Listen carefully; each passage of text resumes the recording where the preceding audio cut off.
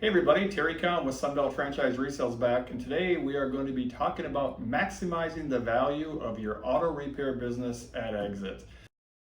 I want to start before we jump into the presentation, just kind of give you a little bit of a preface. Auto care businesses in today's market remain highly desirable, and there's lots of reasons for that. Just as you found when you bought into the auto care business, these type of businesses appeal to potential buyers on so many levels.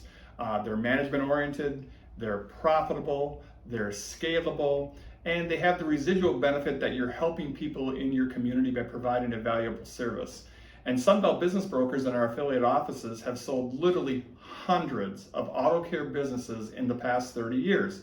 And thus we really understand the market for these businesses. So today we're going to discuss the ins and outs of maximizing the value of your auto care business when you're ready to exit. So the first step when you're thinking about getting out of your business, the first step in the succession planning process, if you will, is considering the options you have to exit your business. And really, you have lots of different options to consider. You may have a family member that you want to sell the business to, or you may have a key employee, a manager that you think would be a good fit to buy your business. You may decide you're just going to wind the business down and liquidate it and close it. But I will tell you that typically, if you decide to go the liquidation route, you're not going to maximize the value of your business. Or you may decide to go to the open market and do a third-party sale, which is what Sunbelt Business Brokers does best, and that's our specialty. My point is, though, is only you can determine the slide or determine the path that is right for you. So if you decide, however, to sell to a family member, I want to just point out a couple of things that are really important from a statistical standpoint. About 25 to 30% of all small businesses go the route of family, but in that second generation of ownership, only about half actually survive. And I bring this up because, in many cases, the sale of your business is your biggest financial transaction that you're going to do in your lifetime. And in many cases, that's your retirement fund, or it's the fund for your next endeavor, your next business, etc. So it really is important that you understand, that, hey, hard choices have to be made. And sometimes family members may be the best option for your business, and sometimes they may not be. And so you really have to, take a very objective view and make sure that you're okay with, with the family member, and think that the family member is going to, be able to take your business to the next level. But if you decide to go the route of the third-party sale, it's really important to understand two things. It's important to understand the value of your business now, but also what drives the value of your business in the buyer's eyes. So when it comes to valuation methodologies, many different methods exist. There's lots of different ways in which you can value your business. And each methodology that you may have heard of or that is out there in existence has pros and cons attached to it, okay? Some of the different methodologies that you may have already heard about are asset-based methodologies, gross sales-based, comparison-based. And then there's some that are basically derivatives of the owner benefit of the business.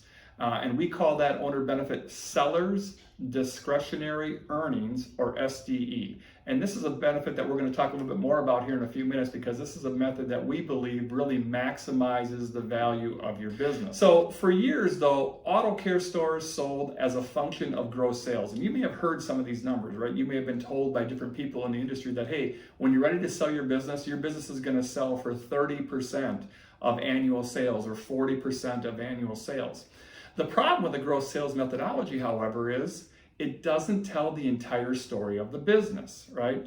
When a buyer comes into a business broker's office and we sit down with them and we find out what their passions are and what their skill sets are and what their financial objectives are, and we start showing them businesses that we think are going to fuel those passions and meet those skill sets and meet their financial requirements, what's the first question you think they ask us? How much money can I make, right? It's also a concern of yours, because at the end of the day, most of you want to be cashed out at sale. And so a bank is going to want to know how much money does your business make, because that is going to be the basis for how much money they're going to loan your business, right? So basically, here's where the rubber meets the road when it comes to valuation. If you have a business, if you have an auto care repair business, and it has little or no owner benefit, then the sales price of that business is going to be determined typically by your assets. And auto repair businesses have some assets to it, right? You got the equipment and the tools and things like that, but it's nowhere near what the business could sell for if you have a profitable, well-run, cash-flowing business. Those businesses then will typically sell for a lot more money than the gross sales method and then the asset method by going to the seller's discretionary earnings, or SDE methodology, that we're going to talk about. So business brokers really like to use the seller's discretionary earnings, or SDE methodology, because it tends to maximize the value for the business owner at sale. Okay, now what is SDE? Well, SDE is not just profits. It's not what you just pay yourself. It's pretty much everything that you take out of the business as an owner. So in order to calculate SDE, the best thing I can give you is take out a clean piece of paper, take out your last year's financials. On the clean piece of paper, start with the bottom line, whatever your profit was. And I don't care if your profit was high, if it was zero, if it was negative, start with the profit number first to calculate SDE. Then you're going to add what you paid yourself in salary. Okay, if you take draws or distributions, those don't count, you can't add those back. But if you pay yourself a salary through a paycheck every week, 2 weeks, every month, whatever, you add back your salary. You also add back any other residual benefits you get from the business. If you got profit sharing, if you got an employee benefit account that you're benefiting from, you also add back any non-cash expenses. For example, depreciation, amortization. You also add back interest. If you're paying on a loan, we add back interest charges as well. And then the final add backs are add backs that are really personal to the owners. Okay, these are benefits that you took through the business that are more personal in nature. For example, a lot of you pay your health insurance through the business, or your car insurance, or other things like that. Anything that you paid through the business that was more personal in nature, we're going to want to add it to that sheet of paper to figure out your seller's discretionary earnings. Draw the line, add it all up, and that is your SDE, or your seller's discretionary earnings. Now, once we've calculated SDE, we're going to apply a multiple to that number to figure out a sale price for your business. Now, I'm going to tell you right now, multiples vary widely. They vary by industry. They vary even within the car care industry. They also vary by a lot of other factors that we're going to talk about. But I will tell you that as a general rule for car care businesses, the common sale multiple is between 2 to 3 times your seller's discretionary earnings. But again, each business is unique. Auto care businesses have sold for less than a 2 multiple, and auto care businesses have sold for higher than a 3 multiple, because multiples again are going to be varied, and they're going to vary based on a set of several factors that are unique to your business and your business alone. Okay, so I want to reiterate, price of your business is not just a function of financial data. Obviously, financial data is a big part of it, and it drives the bus. But the value of your business is also going to vary based on a bunch of other factors, such as asset level, staffing, market position, and a host of other factors that are either what we call growth-oriented factors or risk-oriented factors. And obviously the growth-oriented factors are going to add to your multiple and give you a higher multiple, and the more risk-oriented factors you have, that's going to lower your multiple. So let's talk a little bit about what some of these factors are that we're talking about when we say growth-oriented or risk-oriented. A couple right off the bat that come to mind, and you'll see them here on the screen as you look at it. But growing industry. You guys' industry is rock solid. It has been rock solid for years. So it is a really good industry for people to consider to buy into. So you get an additional bump there in your value because it's a good industry. If you're a franchise business and you belong to one of the national chains and you have a very strong brand, or if you're an independent and you're in a very, very good local market, that's going to help you based on the brand that you have. We'll also look at your trend in revenues and earnings. If you're coming off 3 really good years where your sales have all been up and your profits have all been up, you're going to be in a better position to maximize value than if you're coming off a 3-year period where maybe your sales are down and your profits are down. We might be still able to sell your business in that situation, but we're probably not going to maximize value.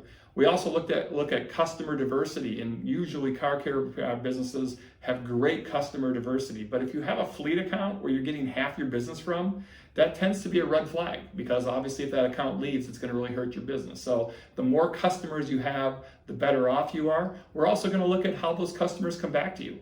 Repeat customer business is huge, and buyers love to see when a business gets a lot of repeat customers. Buyers also like when they can step into a business where they can work on the business as opposed to in the business. So if you are managing your business but not turning wrenches, and you don't necessarily have to be there 40 hours a week while the shop is open, that is highly desirable to today's buyers. Again, if you're in the business, if you're working in the business, if you're turning wrenches, doesn't mean you can't sell your business. Just means that you're going to get more for the business that has management in place. So all of those type of things we just talked about typically add value to the business. And the opposite of that is the growth of the growth factors is the risk factors. So if you're in a bad industry, which you guys aren't, if you have inconsistent revenues, if you compete on price, if you don't have good customer retention, and if you work in the business, those are going to tend to decline your multiple and lower your value of your business.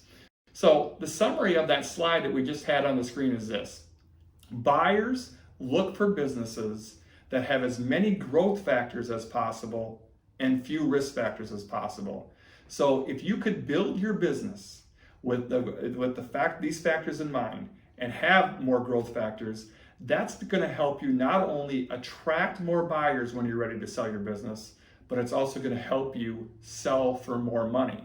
And given the future outlook of what the resales market is going to look like, your ability to attract buyers is going to be critical down the road when it comes to selling your business. Because I'll say this, as you go to market your business, and whether you're thinking about selling your business now, a year from now, 20 years from now, it's really important that you understand the market that you're going to be selling into. Know what the market is. And even if you decide to sell in a bad market, you should at least be aware of that, because that's going to help you price your business and how you market your business. But there really is two big factors, outside factors, that you should be aware of when you look to sell your business. And one is the general economy. Is the economy good or bad? And then number two is the supply and demand ratio of buyers and sellers, okay? From an economic standpoint, it's really easy to give you an example of selling when the economy is good versus selling bad. When would you have rather sold your business in 2019 or when COVID hit in 2020 and the market dropped 12,000 points, right?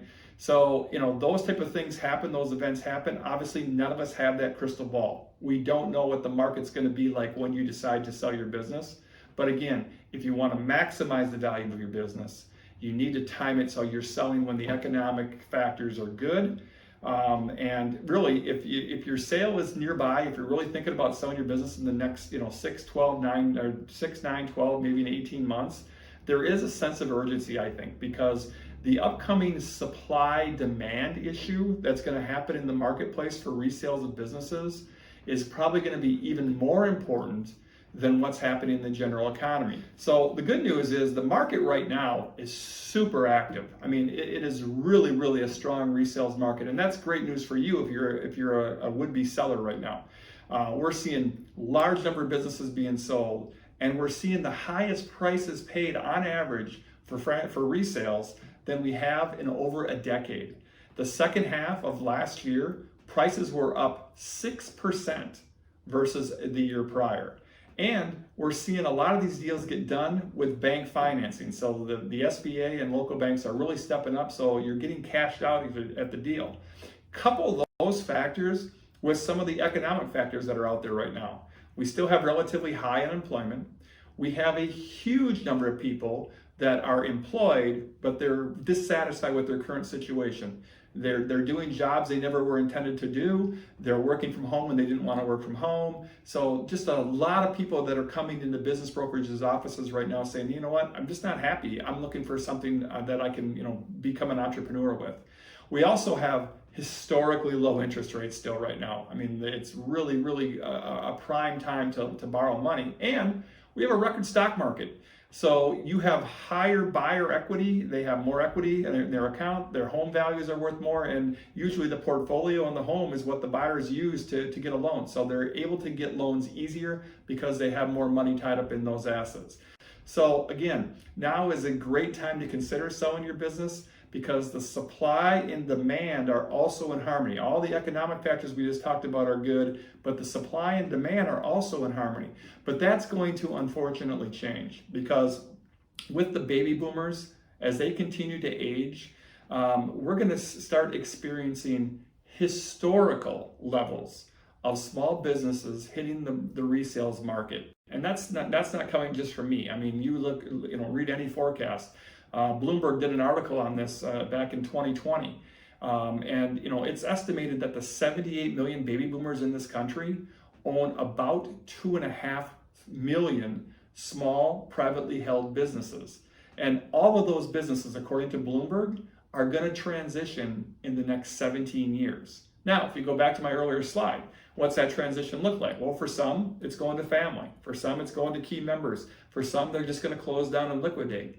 But a good chunk of those businesses are going to go to the open market. And if you take that chunk of baby boomer businesses and you add it to the normal resales market, we are going to see those historical numbers of small businesses on the market here probably in the next few years, and it's going to last for probably at least 10 years. And by the way, we're already starting to see this. The wave has started. We're starting to see more and more businesses come on the market. And if you just Google right now, if you go onto like a bizbuysell.com, you'll see there's hundreds of auto care stores right now on the market today. Okay, so the boom has started. Well, unfortunately for you, if you're thinking about selling your business in the near future, that's not the best news, because what's going to happen is this market that we've had, this seller's market that we've had in the last 2 or 3 years, it's going to shift. It's going to shift to become a buyer's market. And buyers are going to be able to be really ultra picky about the businesses that they target for their purchase, because they're going to have lots of options, right? So this is why it's imperative for small business owners to plan now to help ensure that you have a sellable business when you're ready to go to market, because that ability to attract buyers and to get the best possible price is going to be paramount when the market is very crowded. And so really, that's what this is all about today. That's what this presentation is all for. It's helping you to build a sellable business regardless of when you're ready to exit. And having a business that buyers will find desirable, even in a crowded field, is going to give you a huge leg up. And remember, most business owners are not properly preparing for the end. Most business owners aren't listening to this kind of webinar, right? So for you to know some information that most everybody else doesn't know, this can be really powerful, and it can be very financially rewarding to you as you get to the point of selling your business. So the whole key to this thing is preparation, right? And look, start now. Even if you're thinking you're going to sell your business 10 or 15 or 20 years down the road, it's never too early to start preparing your business for the inevitable end. And you know what? Every one of you in your business ownership has to understand, owning a business is finite number of years. There's a start and there's always an end. And it might not be, like I said, for another 10 or 15 years for you, but at some point in time, you're going to exit your business. It's always good to run your business every day like you're going to sell it tomorrow, because someday you're going to be right.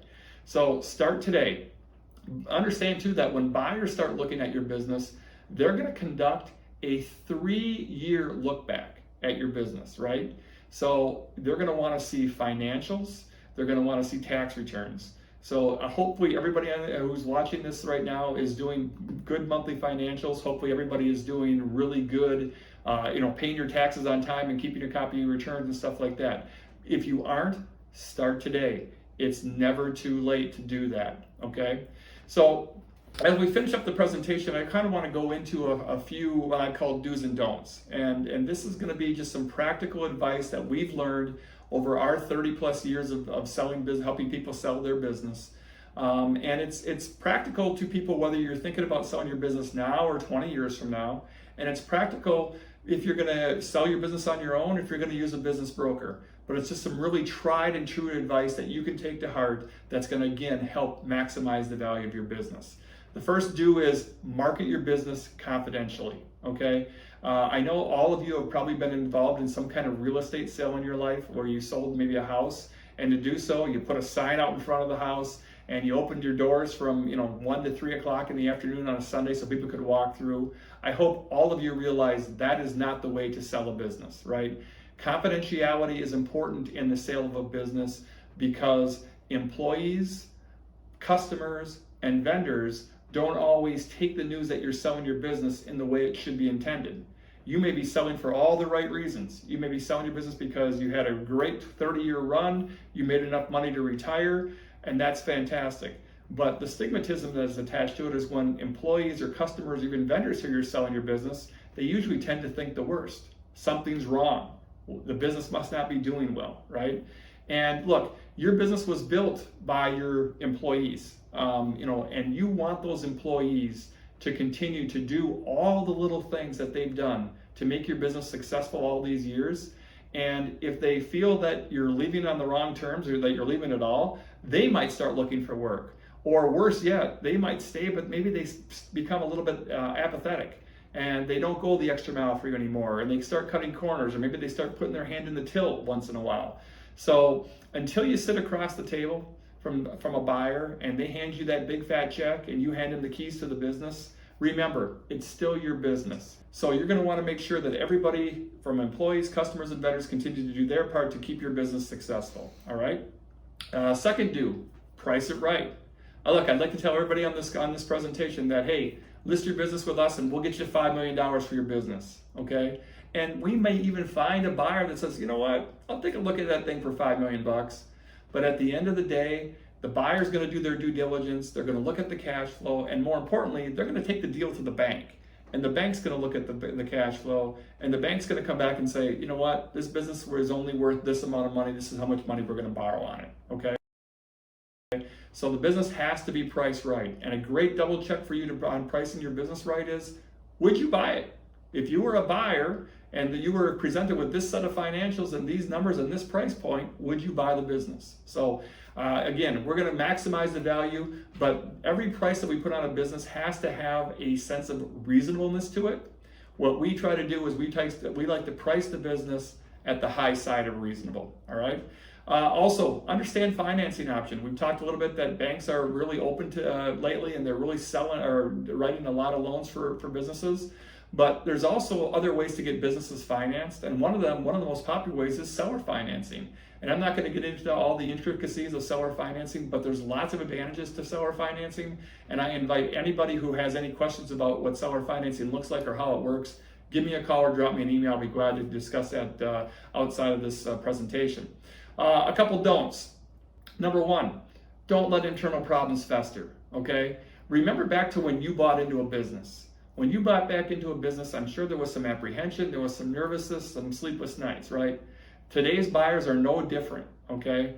If buyers are doing due diligence on your business and they come across some red flags, all that does is plant more doubt in their mind, okay? So you're going to want to rid your closet of all the skeletons before you go to market, okay? Maybe you have that rogue employee that you know you should have fired 10 years ago. Maybe you got some old inventory you need to clean up. Maybe your books haven't been great, so you got to really, buckle down and come up with 3 really good years of good books. Whatever it is, do it now. It's going to help your business today, and it's going to make your business more sellable down the road, okay? So don't let those internal problems fester. Also, be careful on how you talk to buyers, right? I will tell you that sellers tend to be boastful. Sellers tend to be very adamant when it comes to their business, and I get it. It's your baby. You had it for all these years. It was your investment, your capital, your blood, your sweat, your tears.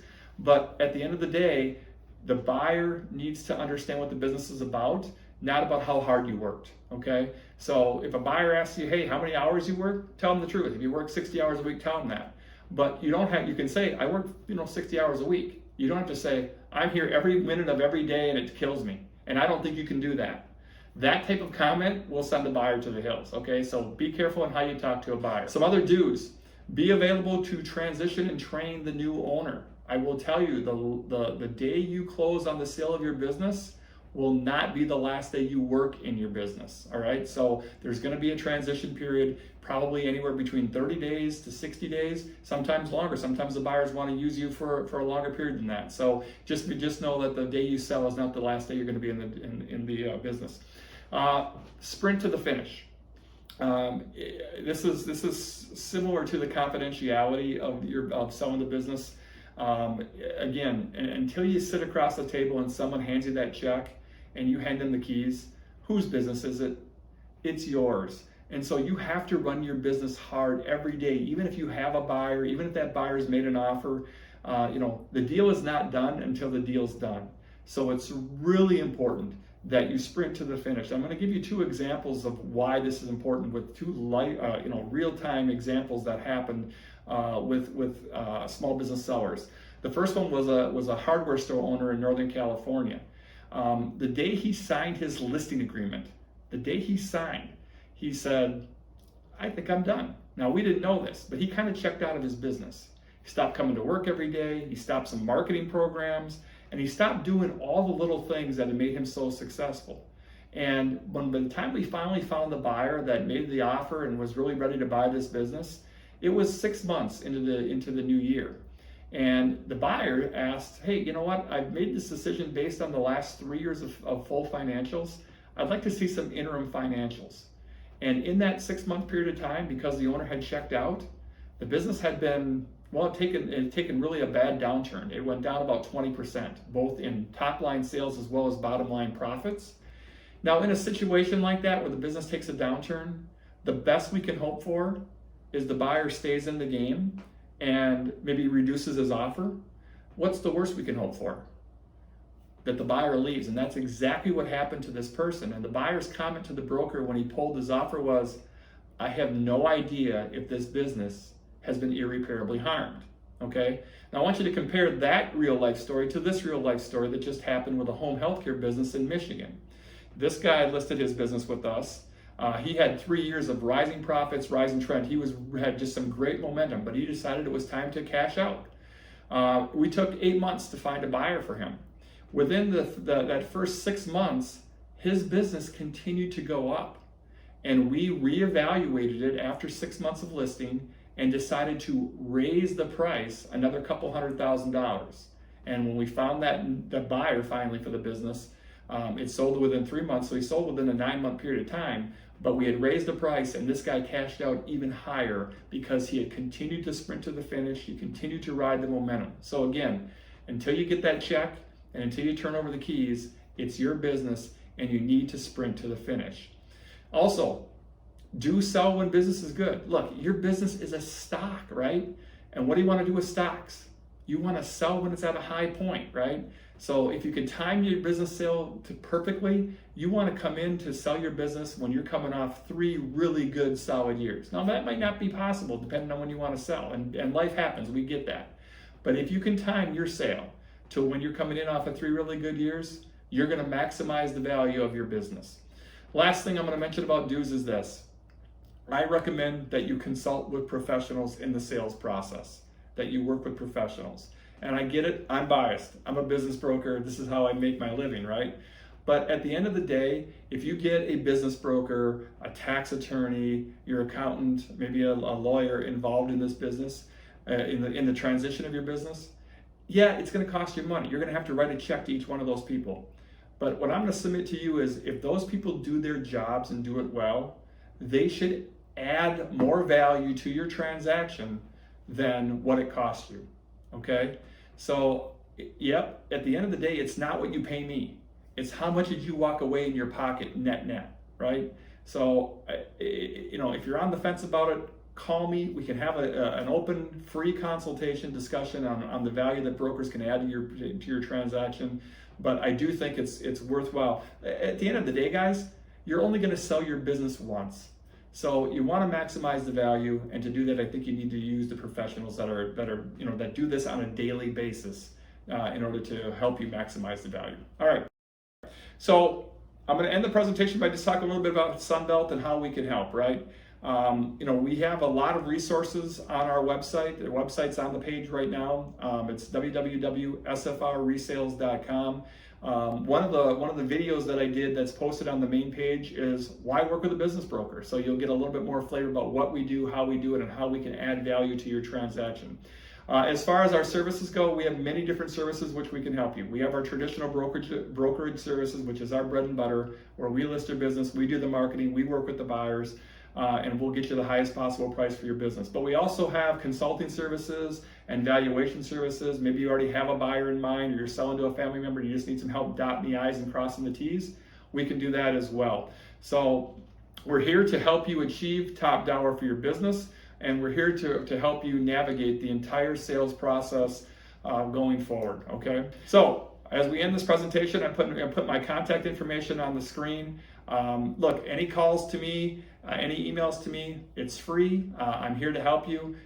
So pick up the phone, I'll answer any questions. I appreciate you watching this webinar. I advise you again to check out our sfrresales.com website and some of the other resources that we have on there. And I hope to talk to you soon. Thanks a lot. Good luck.